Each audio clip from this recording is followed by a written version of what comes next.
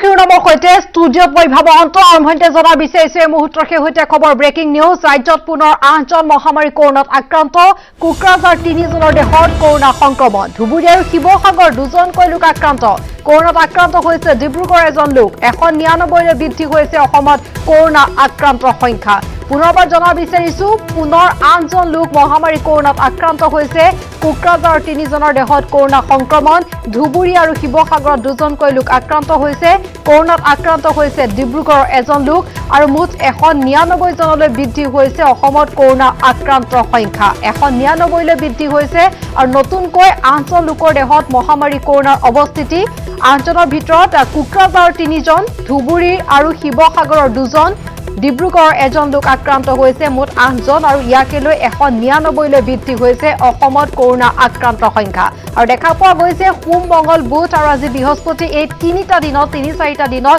ক্ৰমান্বয়ে বৃদ্ধি পাইছে অসমত কৰোণাত আক্ৰান্তৰ সংখ্যা আৰু যিসকল লোক নতুনকৈ আক্ৰান্ত হৈছে দেখা পোৱা গৈছে বহিৰাজ্যৰ পৰা আহি কোৱাৰেণ্টাইন চেণ্টাৰত থকা লোক আৰু শেহতীয়াকৈ যে 8জন লোক নতুনকৈ আক্ৰান্ত হৈছে তেওঁলোকৰ সন্দৰ্ভত আমি সবিশেষ কিছু সময় পিছতে জনাব পাৰিম কাৰণ ইতিমধ্যে জানিব পৰা গৈছে 8জন লোক আৰু 8জন লোক 4টাকৈ স্থানৰ কোকৰাঝাৰ ধুবুৰী শিৱসাগৰ ডিব্ৰুগড় যেটো নতুনকৈ অন্তৰ্ভুক্ত হৈছে শিৱসাগৰ এতিয়ালৈকে যেটো শিৱসাগৰ কোনো লোক কৰোণাত আক্ৰান্তৰ ঘৰত নাছিল শিৱসাগৰ জিলা নতুনকৈ অন্তৰ্ভুক্ত হৈছে কুকৰাঝাৰৰ 3জনৰ দেহত পোৱা গৈছে ধুবুৰীত 2জন শিৱসাগৰ নতুনকৈ 2জন লোক আক্ৰান্ত ডিব্ৰুগড়ৰ এজন লোক কৰোণাত আক্ৰান্ত হৈছে আৰু ইয়াকে লৈ 199 জনলৈ বৃদ্ধি পাইছে অসমত কৰোণাত আক্ৰান্ত লোকৰ সংখ্যা এই 8জন লোকৰ পৰিচয় বা তেওঁলোক কোন কোন কোৱাৰেণ্টাইন চেণ্টাৰ তেওঁলোক আছে ক'ৰ পৰা আহিছিল সকলোখিনি পৰৱৰ্তী সময়ত জানিব পৰা যাব কিন্তু এই মুহূৰ্তত কেৱল এই তথ্য সদৰি কৰিছে মন্ত্ৰী ডক্টৰ হিমন্ত বিশ্ব শৰ্মাই যে নতুনকৈ 8জন লোক আক্ৰান্ত হৈছে আৰু এই 8জনৰ 3জন হৈছে কুকৰাঝাৰৰ ধুবুৰী আৰু শিৱসাগৰৰ 2জন শিৱসাগৰ নতুনকৈ অন্তৰ্ভুক্ত হৈছে ডিব্ৰুগড় নতুনকৈ অন্তৰ্ভুক্ত ডিব্ৰুগড় এজন লোক আক্ৰান্ত হৈছে ধুবুৰী 2জন লোক আক্ৰান্ত হৈছে মুঠ 8জন আৰু এই 8জনক লৈ এতিয়ালৈকে অসমত কৰোণা আক্ৰান্তৰ সংখ্যা হৈছে 199 জন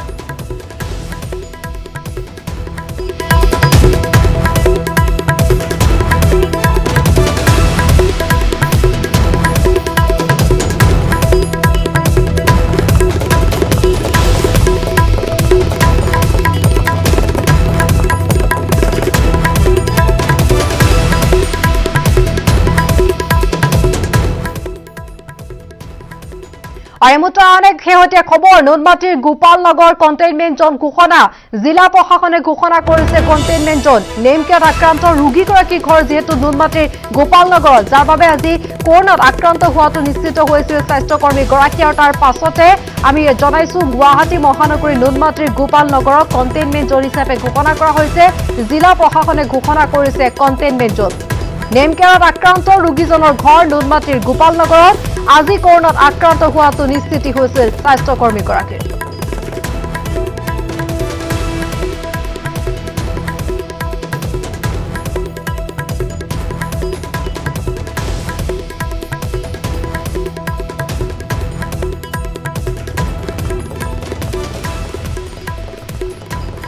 আৰু বহিৰোগীৰ বাবে মুকলি কৰা হৈছে বি বৰুৱা কৰ্কট প্ৰতিষ্ঠান কাইলৈৰ পৰা বিবিচিআই লৈ যাব পাৰিব ৰোগী কাইলৈৰ পৰা খুলিব বিবিচিআই অপিডি বিবিচিআইত কৰোণা আক্ৰান্ত এগৰাকী কিশোৰী মৃত্যুৰ পিছতে যিহেতু প্ৰতিষ্ঠানখন সিল কৰা হৈছিল আৰু তাৰ পিছত ইতিমধ্যে জনাইছে শেহতীয়া খবৰ যে বহিৰোগীৰ বাবে মুকলি কৰা হৈছে বি বৰুৱা কৰ্কট প্ৰতিষ্ঠান কাইলৈৰ পৰা বিবিচিআই লৈ যাব পাৰিব ৰোগী কাইলৈৰ পৰা খুলিব বিবিচিআইৰ অপিডি বিবিচিআইত কৰোণা আক্ৰান্ত এগৰাকী কিশোৰী মৃত্যুৰ পিছতে সিল কৰা হৈছিল কিন্তু কাইলৈৰ পৰা পুনৰ অপিডি খোলা হ'ব যাব পাৰিব কাইলৈৰ পৰা বিবিচিআই লৈ ৰোগী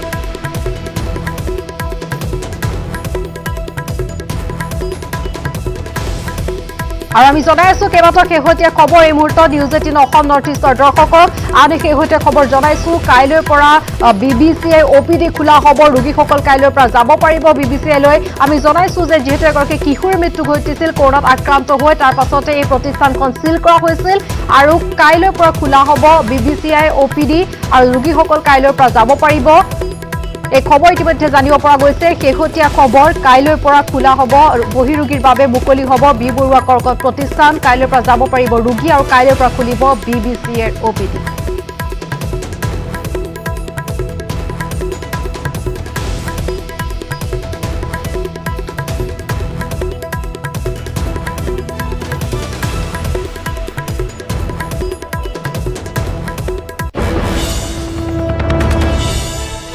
আৰু খবৰ এবাৰ সুপাৰ সাইক্লন আমফানে তছনছ কৰি গৈছে পশ্চিমবংগ আৰু উৰিষ্যা অভাৱনীয় ধ্বংসলীলাৰ সাক্ষী হৈছে দুয়োখন ৰাজ্য বিধ্বংসী ঘূৰ্ণীয়ে 14 জনৰ প্ৰাণ লোৱাৰ লগতে ধাহি মুহি নিছে ঘৰ-দুৱাৰ গছ-গছনি অসমতো প্ৰভাৱ পৰিছে সুপাৰ সাইক্লন আমফানৰ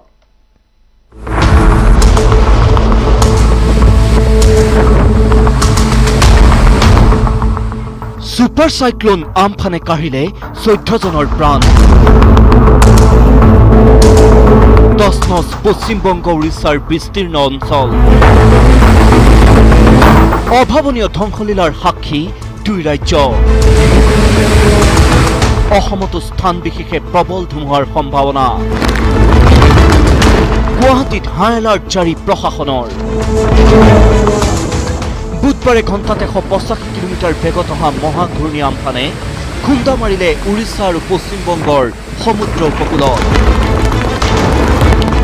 আমফানৰ প্ৰকোপত দুয়োখন ৰাজ্যতে প্ৰবল বৰষুণৰ লগতে বতাহ ধুমুহাই কৰিছে অবৰ্ণনীয় ক্ষয়ক্ষতি শুকুৰবাৰলৈ প্ৰবল ধুমুহা আৰু বৃষ্টিপাত অব্যাহত থকাৰ সম্ভাৱনা দুয়োখন ৰাজ্যত প্ৰশাসনে সেউজ সংকেত নিদিয়াৰ পৰ্যন্ত জনসাধাৰণক ঘৰৰ পৰা ওলোৱাত নিষেধাজ্ঞা জাৰি কৰিছে প্ৰশাসনে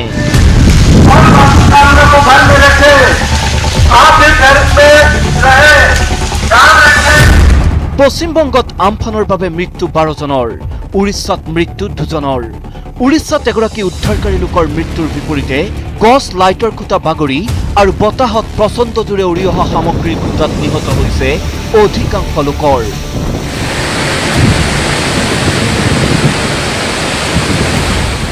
নাবান্নাৰ কণ্ট্ৰল ৰুমত নিজে উপস্থিত থাকি পশ্চিমবংগৰ মুখ্যমন্ত্ৰী মমতা বেনাৰ্জীয়ে লৈ আহিছে প্ৰতিটো মুহূৰ্তৰ খতিয়ান মমতা বেনাৰ্জীয়ে জনাইছে ঘূৰ্ণী বতাহজাকৰ কাৰণে অসম্ভৱ ধৰণে ক্ষতিগ্ৰস্ত হৈছে 24 পৰগনা জিলা কলকাতা আৰু হাওড়াতো প্ৰচুৰ পৰিমাণে ক্ষতি হৈছে এই ক্ষয়ক্ষতিৰ পৰিমাণ প্ৰায় 1 লাখ কোটি টকাতকৈও অধিক হ'ব পশ্চিমবংগত নিশ্চিন্ন হৈ গ'ল প্ৰায় 7,000 ঘৰ বতৰ বিজ্ঞান বিভাগে আমফানক অত্যন্ত ভয়ংকৰ ঘূৰ্ণী বতাহ ৰূপে চিহ্নিত কৰিছে আমফানে পশ্চিমবংগৰ উপকূলীয় চহৰ দীঘা আৰু বাংলাদেশৰ হাতিয়া দ্বীপৰ মাজত সমুদ্ৰক স্পৰ্শ কৰিছে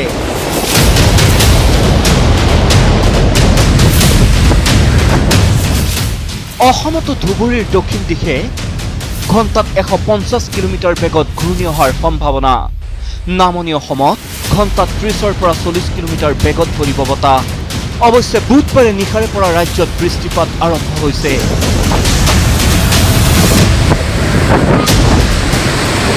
শুকুৰবাৰলৈ অসম মেঘালয় আৰু অৰুণাচল প্ৰদেশত ধাৰাসাৰ বৃষ্টিপাত হোৱাৰ পূৰ্বানুমান কৰিছে বৰঝাৰস্থিত আঞ্চলিক বতৰ বিজ্ঞান কেন্দ্ৰই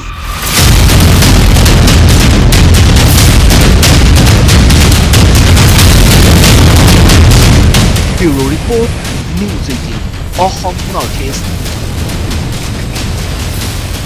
আৰু বিধ্বংসী আমফানৰ শেহতীয়া খবৰ পশ্চিমবংগত অতি বিধ্বংসী ৰূপ ধাৰণ কৰিছে আমফানে ধুমুহাত মৃত্যু হোৱাৰ লোকৰ সংখ্যা বৃদ্ধি হৈছে 72 জনলৈ বৃদ্ধি হৈছে পশ্চিমবংগৰ 3খন জিলাত সৰ্বাধিক লোকৰ মৃত্যু হৈছে এই পৰ্যন্ত প্ৰায় 1,40,00,000 লোক ক্ষতিগ্ৰস্ত হৈছে প্ৰচণ্ড ঘূৰ্ণীত পশ্চিমবংগৰ বিস্তীৰ্ণ অঞ্চলত বিচ্ছিন্ন হৈছে বিদ্যুৎ সেৱা পানীৰ তলত বুৰ গৈছে বিমান বন্দৰ হাজাৰ হাজাৰ গছ-গছনি উঘালি পেলাইছে আমফানে বংগৰ দক্ষিণ আৰু উত্তৰ 24 পৰগনা আৰু পূব মেদিনীপুৰ জিলা আটাইতকৈ ক্ষতিগ্ৰস্ত হৈছে 1999 চনৰ পিছত বংগোপসাগৰত উৎপত্তি হৈছে অতি ধ্বংসী ঘূৰ্ণী উৰিষ্যাত 45 লাখৰ অধিক লোক ক্ষতিগ্ৰস্ত হৈছে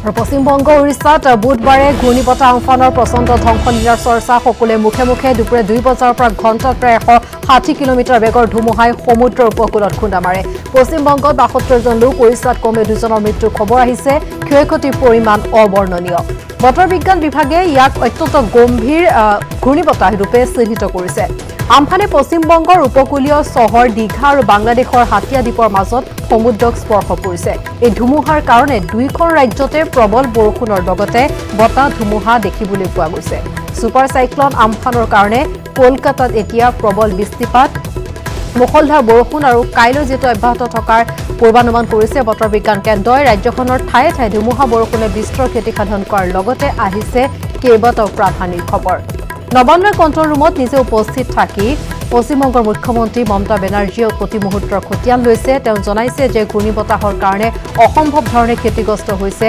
24 পৰগনা জিলা কলকাতাৰ হাওৰাতো প্ৰচুৰ পৰিমাণৰ ক্ষতি হৈছে এই ক্ষয়ক্ষতিৰ পৰিমাপ কৰিবলৈ সময় লাগিব ইয়াৰ মাজতে কমেও 1012 জন লোক গছ বাগৰি পৰা আদি ঘটনাৰ বাবে মৃত্যুমুখত পৰাৰ কথা জনাইছে প্ৰচণ্ড গতিৰে উৰি অহা বস্তুৰ খুন্দাটো মৃত্যু হৈছে মানুহৰ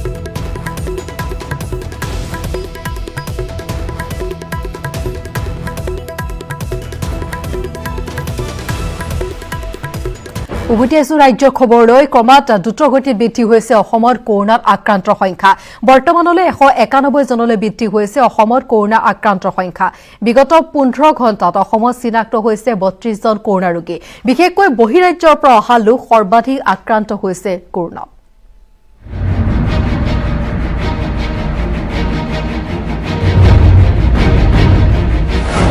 ৰাজ্যত মহামাৰী কৰোনাৰ বিভীষিকা 15 ঘণ্টাত চিনাক্ত 32 জন আক্ৰান্ত দ্বিশতক অতিক্ৰমৰ দিশে আক্ৰান্তৰ সংখ্যা বহিৰাজ্যত আবদ্ধ লোকৰ অসমলৈ আগমনৰ লগে লগে দ্ৰুতগতিত বৃদ্ধি পাইছে ৰাজ্যত কৰোনা ভাইৰাছত আক্ৰান্তৰ সংখ্যা আক্ৰান্তৰ তালিকাত সোমাইছে নতুন নতুন ঠাইৰ নাম শেহতীয়াকৈ এই তালিকাত অন্তৰ্ভুক্ত হ'ল বৰপেটা 12 ঘণ্টাত বৰপেটাত 6 জন আক্ৰান্ত চিনাক্ত আক্ৰান্ত আটাইকেইজন আছিল কোৱাৰেণ্টাইন কেম্পত শেহতীয়াকৈ অসমত অধিক দ্ৰুত হাৰত বৃদ্ধি কৰোনাৰ সংক্ৰমণ অসমত প্ৰথমজন আক্ৰান্ত হৈছিল 31 মাৰ্চত 7 মেলৈ আক্ৰান্ত হৈছিল 53 জন 17 মেত আক্ৰান্তৰ সংখ্যা হৈছিল গৈ 100 জন 19 মেত আক্ৰান্তৰ সংখ্যা হ'ল গৈ 157 জন ৰাজ্যত 50 জন লোক আক্ৰান্ত হ'ল 38 দিনত 50ৰ পৰা 100 জন আক্ৰান্তৰ সংখ্যা হ'বলৈ সময় লাগিল মাত্ৰ 10 দিন কিন্তু 100 জনৰ পৰা 150 জনৰ সীমা অতিক্ৰম কৰিলে মাত্ৰ 3 দিনত 19 মেত এদিনত সৰ্বাধিক 42 জন আক্ৰান্ত চিনাক্ত হ'ল ৰাজ্যত 20 মেত নতুনকৈ আক্ৰান্ত 31 জন বৃহস্পতিবাৰে দুপৰীয়ালৈ ৰাজ্যত মুঠ আক্ৰান্ত হ'ল 189 জন কেৱল গুৱাহাটীতে আক্ৰান্ত হ'ল 68 জন লোক এই মহামাৰীত এই পৰ্যন্ত মৃত্যু হৈছে ৰাজ্যৰ 4 জন লোকৰ কিন্তু বৰ্তমানলৈ এটাই হকাহ অসমত আৰম্ভ হোৱা নাই কোভিড-19ৰ সামাজিক সংক্ৰমণ কিন্তু কোভিড-19 ভাইৰাছৰ গোপন সৰবৰাহকাৰীয়ে মাতিব পাৰে বিপদ bureau report News 18 Assam North East কৰোনামুক্ত হৈ ঘৰলৈ উভতি গ'ল যোৰহাট চিকিৎসা মহাবিদ্যালয়ৰ চিকিৎসাধীন হৈ থকা মহিলা দুগৰাকী সুস্থ কৰাৰ পাছত জিলা প্ৰশাসন আৰু চিকিৎসালয় কৰ্তৃপক্ষৰ মুখত বিৰিঙিছে সন্তুষ্টিৰ হাঁহি আনফালে আৰোগ্য হোৱাৰ পাছতো কিন্তু সন্তুষ্ট হ'ব নোৱাৰিলে মুম্বাইৰ পৰা অহা মহিলা দুগৰাকী কিন্তু কিহৰ বাবে এই অসন্তুষ্টি জেএমচিএইচৰ কোভিড-19 হস্পিটেলৰ চিকিৎসাকৰ্মীসকলৰ মুখত হাঁহি যোৰহাট জিলা প্ৰশাসনৰ বিষয়াসকলৰ মুখতো হাঁহি এই হাঁহি সন্তুষ্টিৰ হাঁহি কিন্তু তাৰ বিপৰীতে উচুপি উঠিল যোৰহাটৰ প্ৰথম দুগৰাকী কোভিড-19 সংক্ৰমিত ৰোগী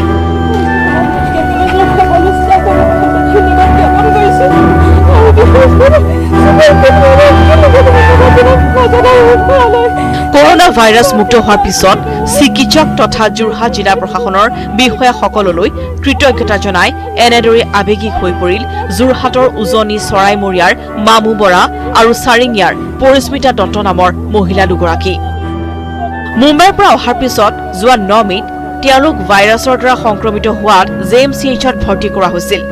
JMCHৰ COVID-19 হস্পিটেলৰ পৰা বুধবাৰে সন্ধিয়া তেওঁলোকক ঘৰলৈ যাবলৈ দিয়া হয়। উল্লেখযোগ্য যে দুয়োগৰাকী মহিলাই কৰোনা ভাইৰাছতকৈও তেওঁলোকক একাংশ লোকে কৰা ভুৱা প্ৰচাৰ আৰু ব্যৱহাৰে অধিক কষ্ট দিছিল বুলি ব্যক্ত কৰে। আন কোনো ৰোগীৰ ক্ষেত্ৰত যাতে এনে ভুৱা প্ৰচাৰ চলোৱা নহয় তাৰ বাবে তেওঁলোকে সকলোকে জনাইছে অনুৰোধ। আমি যেতিয়া প্ৰথম দিনা মেডিকেল কলেজত এডমিট হৈছোঁ পেচেণ্ট হিচাপে, সেইদিনাখন আমাৰ ঘৰত যিখিনি পৰিস্থিতি কৰিলে সেইখিনি কাৰণে আমি অত্যন্ত দুখ পাইছিলোঁ। বেলেগ পেচেণ্টৰ ক্ষেত্ৰত যাতে এইটো নহয়, যেতিয়া আমি মোবাইলটো অন কৰিছিলোঁ তেতিয়াই মিডিয়াত মিছা কিছুমান সংবাদ দিছিলে আমাৰ ঘৰত, আমাৰ পৰিয়ালৰ মানুহে আমাক লগ কৰিছে, আমুক কৰিছে, সেইখিনি সম্পূৰ্ণ মিছা আছিল। মহিলা দুগৰাকীৰ শৰীৰত COVID-19ৰ কোনো লক্ষণ দেখা পোৱা নগ'ল। ফলত তেওঁলোকক ঔষধ প্ৰদান কৰিব লগাও নহ'ল।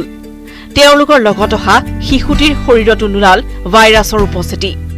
বৰ্তমান JMCHৰ বিশেষ চিকিৎসালয়ত থকা বাকী 6জন সংক্ৰমিত ৰোগীৰ এজনৰ শৰীৰতো নাই COVID-19ৰ লক্ষণ। তেনেকুৱা একো চিমটমছো নাছিলে, পেচেণ্ট সুস্থই আছিলে, হ'লেও খুব যথেষ্ট এংচিয়াছনেছ এটা থাকেতো পেচেণ্ট থাকিলে এই হিচাপত। তাৰপিছততো এতিয়া নেগেটিভ, গতিকে সম্পূৰ্ণ ক্লিয়াৰেঞ্চ এতিয়া হৈ গৈছে, ভাইৰেল এক্টিভিটি একো দেখা যোৱা নাই, গতিকে আজি আমি ৰিলিজ কৰা হৈছে সুস্থ কমপ্লিটলি। সেইটো আমিতো কেইবাবাৰো কৰাই আছো কৰি পেলাই, ইউজুৱেলি কৰে এটা গেপত কৰে। যোৰহাটৰ উপায়ুক্তগৰাকীয়েও ৰাইজক এই ৰোগক লৈ ভয় নাখাবলৈ আহ্বান জনাইছে। বিশেষকৈ গ্ৰাম্যাঞ্চলৰ একাংশ লোকৰ মাজত বিয়পি পৰা ভ্ৰান্ত ধাৰণাসমূহৰ পৰা আঁতৰি আহি এই ক্ষেত্ৰত সহযোগিতা আগবঢ়াবলৈ আহ্বান জনাইছে উপায়ুক্তগৰাকীয়ে। আৰু বাকীখিনিও সোনকালে ৰিলিজ হ'ব। আৰু বাইদেউ পৰিস্মিতা দত্তা বাইদেউ কোৱা নিচিনা পজিটিভ থিংকিংটো লাগে আৰু বেলেগ বাকী মই বিশেষকৈ এই ষ্টিগমা ক্ষেত্ৰত ক'বলৈ খুজিছোঁ, যোনখিনি ষ্টিগমা হৈছে বাহিৰৰ পৰা ল'ৰা আহিলে গাঁৱত সোমাবলৈ নিদিয়ে, তেনেকৈ কিবা কিবি কোৱাৰেণ্টাইন চেণ্টাৰতো এই প্ৰব্লেম আমি পাইছোঁ। কোৱাৰেণ্টাইন চেণ্টাৰত কাম কৰিলে আমি গাঁৱত সোমাবলৈ নিদিওঁ, তেনেকুৱাটো এই ষ্টিগমাটো যাতে নাথাকে, কেয়াৰফুল থাকিব লাগে ডেফিনেটলি, কিন্তু এই ষ্টিগমাটো থাকিব নালাগে। বহিৰাজ্যৰ পৰা দৈনিক মানুহৰ আগমন হোৱাৰ পিছৰে পৰা এই ৰোগৰ সংক্ৰমণৰ হাৰো ব্যাপক হাৰত বৃদ্ধি পাবলৈ ধৰিছে। বৰ্তমান সজাগতাৰ ওপৰতে নিৰ্ভৰ কৰিব সুৰক্ষাৰ প্ৰসংগও। যোৰহাটৰ পৰা কেমেৰাত পূৰ্ণ বিকাশৰ সহযোগত গৌতম বৰাৰ report, News 18 Assam North east. আৰু দিনটো শিৰোনাম অব্যাহত থাকিব এটা বিৰতিৰ পাছত। উভতিছো বিৰতিৰ পাছত। 3 মাহৰ বাবে বিমান যাত্ৰাৰ ভাড়া নিৰ্ধাৰণ কৰা হৈছে। বিমানত 90 মিনিটৰ পৰা 120 মিনিট সময় যাত্ৰা কৰিলে সৰ্বনিম্ন ভাড়া হ'ব 3500 টকা। এই সময়সীমাই যাত্ৰাৰ সৰ্বোচ্চ ভাড়া হ'ব 10,000। 24 আগষ্টলৈকে প্ৰযোজ্য হ'ব ভাড়াৰ এই নতুন নিৰিখ। 25 মে'ৰ পৰা আৰম্ভ হ'ব ঘৰুৱা বিমান সেৱা। বিমান সেৱা সন্দৰ্ভত কেন্দ্ৰই দিছে এই গাইডলাইন। যাত্ৰীসকলে অনলাইন চেক ইন কৰিব লাগিব আৰু মাত্ৰ এটা বেগৰহে অনুমতি আছে। বিমানত কোনো ধৰণৰ খাদ্যৰ যোগান ধৰা নহ'ব। বিমান ভাড়া চৰকাৰৰ নিৰ্ধাৰিত নিৰিখৰ ভিতৰত হ'ব লাগিব। 2 ঘণ্টাৰ পূৰ্বে যাত্ৰী বিমান উৰণৰ সময় যাত্ৰীক জনাব লাগিব। উৰণৰ 1 ঘণ্টা পূৰ্বে বিমানত প্ৰৱেশ কৰিব লাগিব। উৰণৰ 20 মিনিট পূৰ্বে বৰ্ডিং গেট বন্ধ কৰিব লাগিব।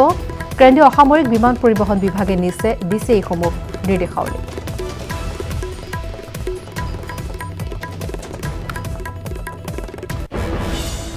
আজি প্ৰথম আন্তঃৰাষ্ট্ৰীয় চাহ দিৱস। লকডাউনৰ মাজতে যোৰহাট মৰিয়নীত অনুষ্টুপীয়াকৈ উদযাপন কৰা হৈছে এই দিৱস। এই বিশেষ দিনটোতে যোৰহাটত আৰম্ভ কৰা হয় ডিজিটেল চাহ নিলাম কেন্দ্ৰ, যাৰ যোগেদি ক্ৰেতা বিক্ৰেতাই মধ্যভোগী নোহোৱাকৈ ই-কমাৰ্চৰ জৰিয়তে চাহৰ কিনা বেচা কৰিব পাৰিব। আজি প্ৰথম আন্তঃৰাষ্ট্ৰীয় চাহ দিৱস। যোৰহাটত আৰম্ভ দেশৰ প্ৰথমটো ডিজিটেল চাহ নিলাম কেন্দ্ৰ। চাহক ৰাষ্ট্ৰীয় পানীয় ৰূপে ঘোষণা কৰাৰ দাবী। আজি অসমৰ বাবে এটা বিশেষ দিন, কাৰণ আজিৰ দিনটো সেইবিধ সামগ্ৰীৰ নামত উৎসৰ্গিত যাৰ সোৱাদ লৈ আপুনি দিনটোৰ আৰম্ভণি কৰে। হয়, আজি প্ৰথম আন্তঃৰাষ্ট্ৰীয় চাহ দিৱস। লকডাউনৰ মাজতেই যোৰহাটতো অনুচুপীয়াকৈ উদযাপন কৰা হয় এই দিৱস।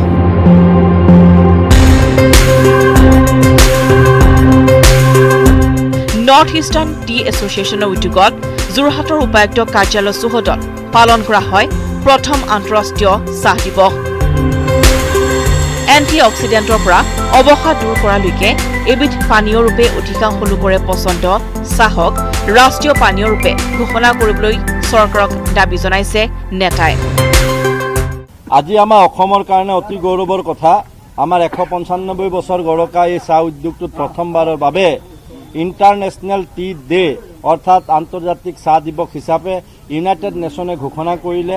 আৰু 2011 চনত আমাৰ প্ৰয়াত ৰাষ্ট্ৰপতি ডক্টৰ আব্দুল কালাম দেৱে যিটো সপোন দেখিছিলে যে এই চাহটো এদিন ইণ্টাৰনেশ্যনেল ড্ৰিংক হিচাপে ঘোষিত হ'ব লাগে, আৰু আমি আজি আশা কৰিছোঁ সেই পথৰে আমি বহুত দূৰ আগবাঢ়ি গৈছোঁ।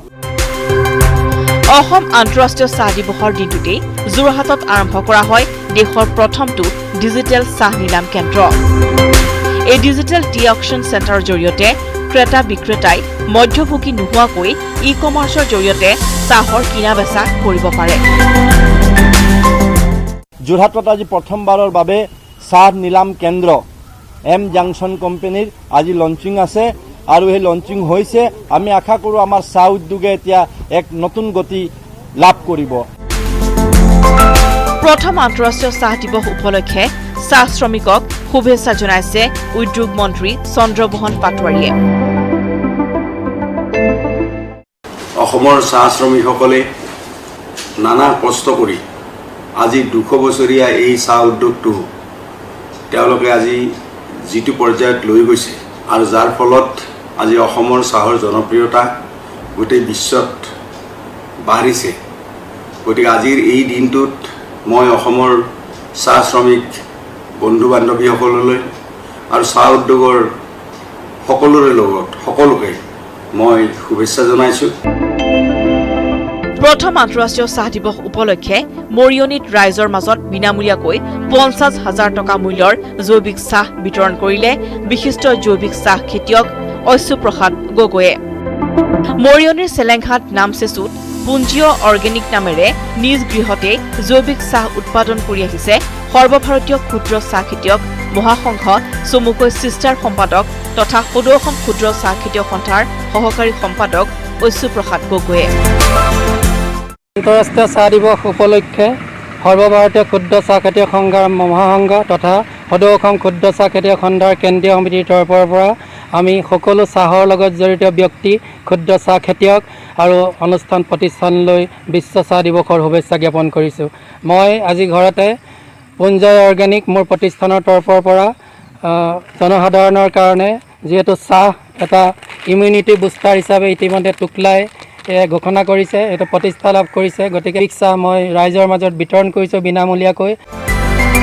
উল্লেখযোগ্য যে অসমে প্ৰতি বছৰে প্ৰায় 716 মিলিয়ন কেজি চাহ উৎপাদন কৰে, যি দেশৰ মুঠ উৎপাদনৰ 52%। আনহাতে অসমৰ মুঠ উৎপাদনৰ প্ৰায় 60% চাহ উৎপাদন হয় উজনি অসমৰ 6খন জিলাতেই। 1970 চনত গুৱাহাটীত প্ৰথমটো চাহ নিলাম কেন্দ্ৰ স্থাপন কৰাৰ দীৰ্ঘদিনৰ পিছত যোৰহাটত স্থাপন কৰা এই নিলাম কেন্দ্ৰই চাহৰ ব্যৱসায়ত গুৰুত্বপূৰ্ণ ভূমিকা ল'ব। যোৰহাটৰ পৰা গৌতম বৰা আৰু মৰিয়নীৰ পৰা Jyotiprasad Gogoi report, News 18 Assam North east. দুৰাৰোগ্য কৰ্কট ৰোগত আক্ৰান্ত এটি 5 বছৰীয়া সন্তানক লৈ হাহাকাৰ কৰিবলগীয়া হৈছে ডিব্ৰুগড় মিলন নগৰৰ এটা দুৰ্ভগীয়া পৰিয়ালে। কৰোনাই ঘোৰ অমানিশা নমাই আনিছে পৰিয়ালটোলৈ। বি বৰুৱা কেঞ্চাৰ ইনষ্টিটিউটলৈ কেমোথেৰাপিৰ বাবে আহি কোৱাৰেণ্টাইন হ'বলগীয়া হৈছে এতিয়া এই পৰিয়ালটো।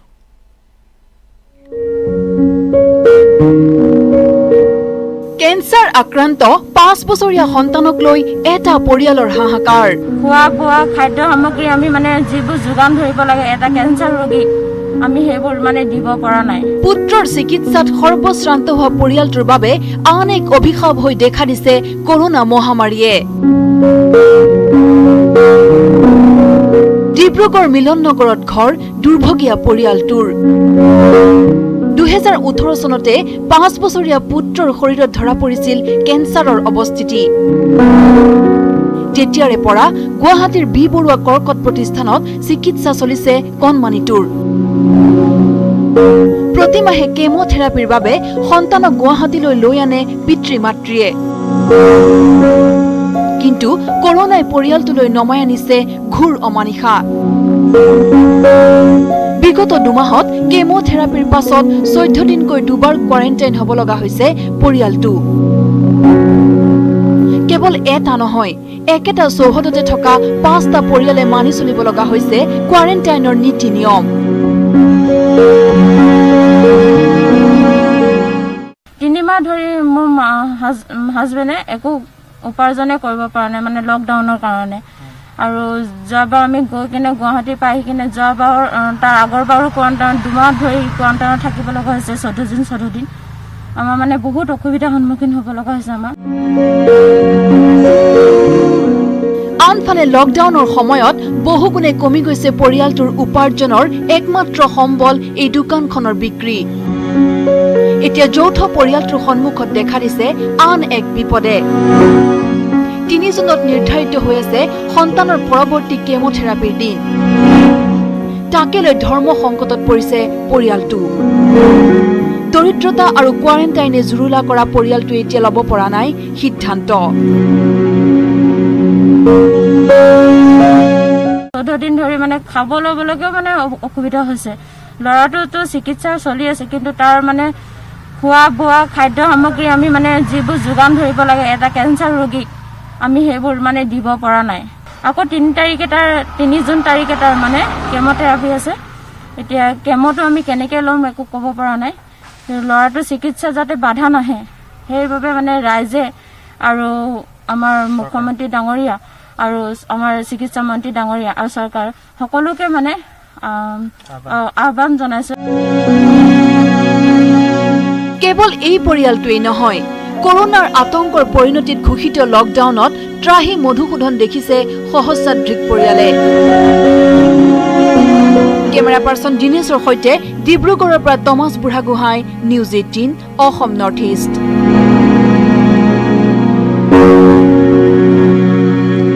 জিএমচিএছৰ পিছত এবাৰ MMCHতো ওলাল কৰোনা আক্ৰান্ত। MMCHৰ এগৰাকী লেব টেকনিচিয়ান আক্ৰান্ত হৈছে COVID-19ত। আক্ৰান্ত MMCHৰ এগৰাকী লেব টেকনিচিয়ান, তেওঁৰ নাম তিলক ডেকা। তিলক ডেকাই বুধবাৰৰ পুৱালৈকে ডিউটি কৰি আছিল হস্পিটেলখনত। বৰ্তমান 86 জন কৰোনা ৰোগী ভৰ্তি হৈ আছে MMCHত।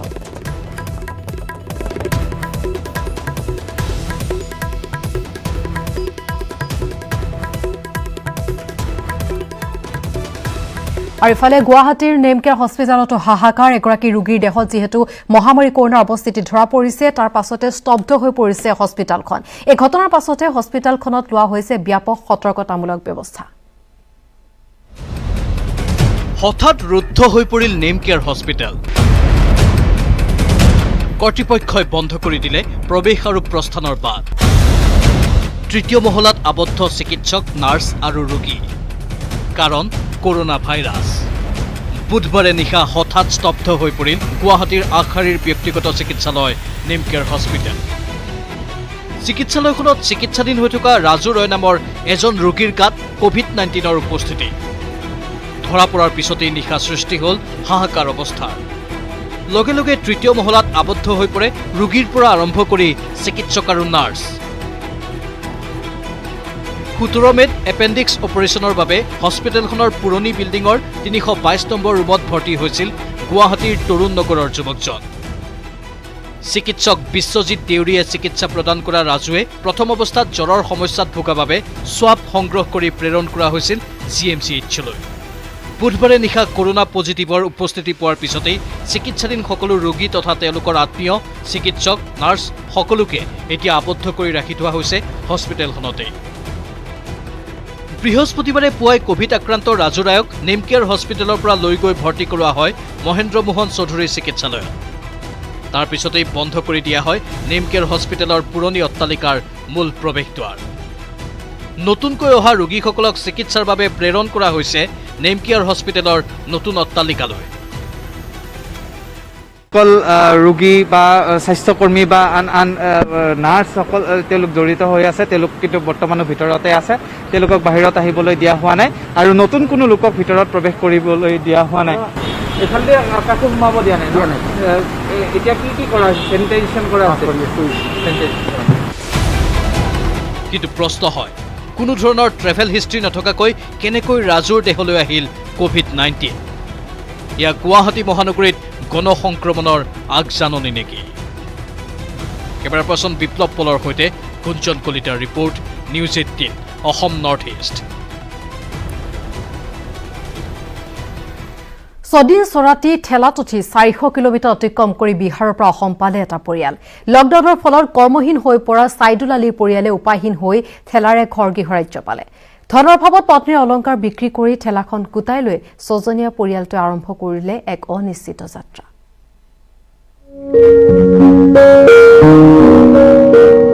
ঠেলাত উঠি বিহাৰৰ পৰা অসম পালেহি এটা পৰিয়াল।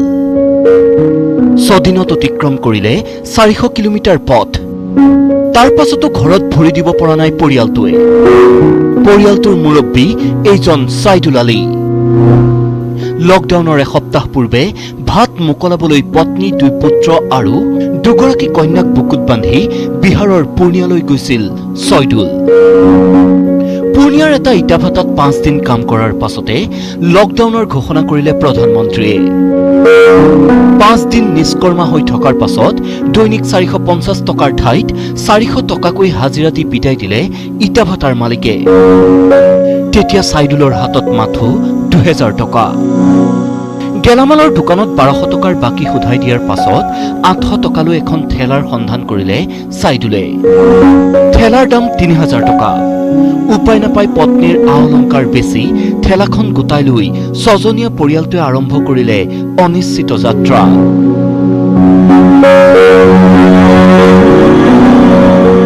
হঠাৎ মোক 450 টকা কৈ কেনে লৈ গৈছে।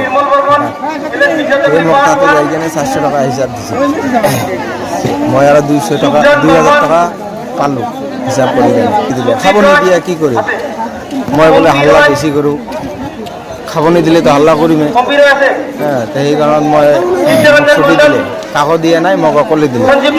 মই এখন ভাটাত ঠেলা লৈ কেনে ল'ৰাক লৈ কেনে ৰাস্তাত 3000 টকা ঠেলাখন লৈ কেনে চামান পেক কৰি মই